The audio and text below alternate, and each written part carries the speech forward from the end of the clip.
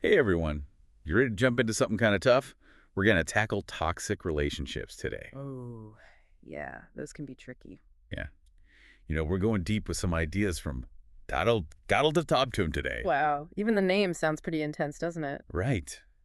But the goal is to walk away with real tactics Hmm. to not only spot these energy suckers, but figure out how to handle them without, losing yourself in the process. That's so important. We're not becoming therapists here, but this material has some really useful insights. I think what I find so interesting about this is it doesn't just say all these types of people are bad. It's more nuanced than that. Yeah, it really digs into the idea that toxicity isn't like some fixed personality trait. Hmm. It says very few people are toxic in absolutely every situation, Like think about it. Yeah, totally. You could have someone who's like a nightmare coworker, but then at a party, they're the life of the room.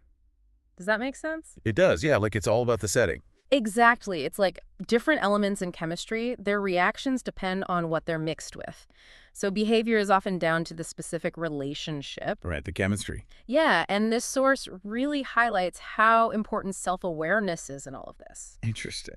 It points out that it's often those super kind, really honest people who are the most vulnerable to toxic behavior.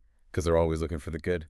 Exactly. They might give people too many chances or put up with bad behavior because they want to help. They keep seeing that potential. Yeah, but the source reminds us like protecting ourselves starts with knowing our own weak spots, the things that make us easy targets for manipulation or negativity. I've seen that, like those kind souls who just attract all the drama. Oh, totally. Have you noticed that too? Big time. What about you?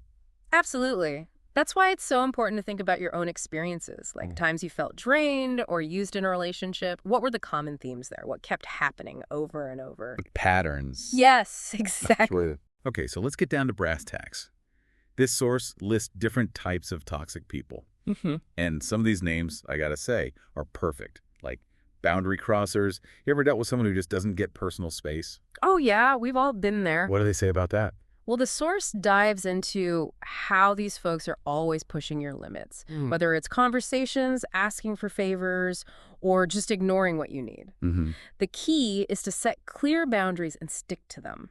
That's so hard, though, sometimes. It is. It takes practice. And then you have those emotional exploders, right? Every little thing is a huge drama. Those are the worst. They can be tough. The source says they go from 0 to 60 in a second, calm 1 minute, erupting the next. Yeah. And the best way to handle them, don't get sucked in. Like, stay detached. Exactly. Yeah. Detachment. Don't engage in the drama. Use neutral language, stick to facts, and super important, don't take their outbursts personally. Easier said than done with some people. True, but with practice it gets easier. So we've got these specific types, but the source also has some overall strategies for any toxic situation. And one that really stood out to me was the power of friendship. Oh, that's so crucial. Like your support network is your shield. Having people who care about you, who build you up and give you an honest perspective, that makes all the difference when you're dealing with tough relationships. It's like having your own personal cheer squad and reality check all in one. Exactly. Think about it. Who are your people? Those trusted allies you can turn to. Nurture those relationships. A gold. They're gold. Okay, this next part might be a little uncomfortable. The source asks us to think about our own toxic traits. Uh-oh. That's a tough one. Yeah. Like, it's easy to focus on what other people are doing wrong, Mm-hmm. but the source reminds us that self-awareness goes both ways, That's true. which, could be a good thing. Right. Because realizing you have negative patterns, that's the first step to actually changing them, It's not about beating ourselves up about it. It's about being honest with ourselves. taking responsibility. Right. And the source makes it clear you can change those patterns. It might be hard, but it's possible. So, big picture, Hmm. what do you take away from this deep dive? I think it comes down to this.